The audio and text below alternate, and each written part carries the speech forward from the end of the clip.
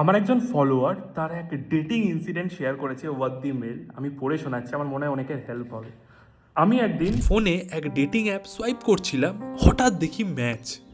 মনের ভেতর এক অদ্ভুত খুশি কাজ করলো। কিছুক্ষণ চ্যাট করার পর ও লিখলো, চলো না আমরা দেখা করি। আমি সঙ্গে সঙ্গে হ্যাঁ বলে দিলাম।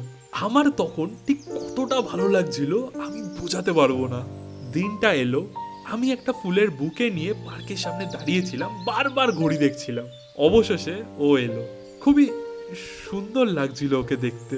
ওরাম চোখ, ওরাম স্মাইল আমি আগে কখনো দেখিনি সত্যি বলতে। আমরা একসাথে এক রেস্টুরেন্টে গেলাম। ও যখন মেনু কার্ডটা হাতে নিয়েছিল আমি বললাম, তোমার যেটা চাই সেটা অর্ডার দাও, আমার সব চলে।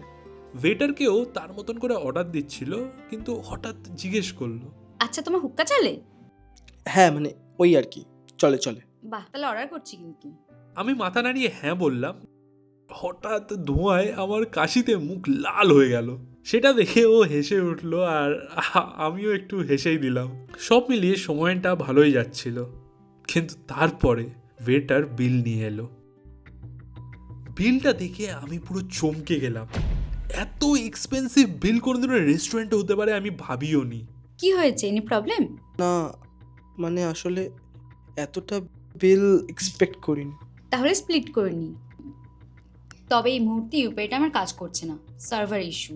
আমি বাড়ি থেকে পাঠিয়ে দেবো। আমি তখন আমার এক বন্ধুকে ফোন করলাম টাকা ধার চাওয়ার জন্য।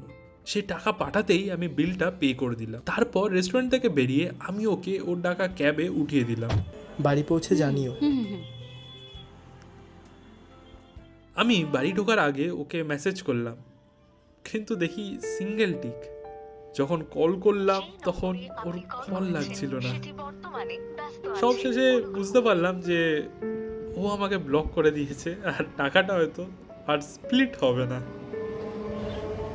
এখন ওয়েস্ট বেঙ্গলেও শুরু হয়ে গেছে ডেটিং স্ক্যাম, যেখানে রেস্টুরেন্ট ওনারের সাথে মেয়েরা মিলে ছেলেদের সাথে স্ক্যাম করছে।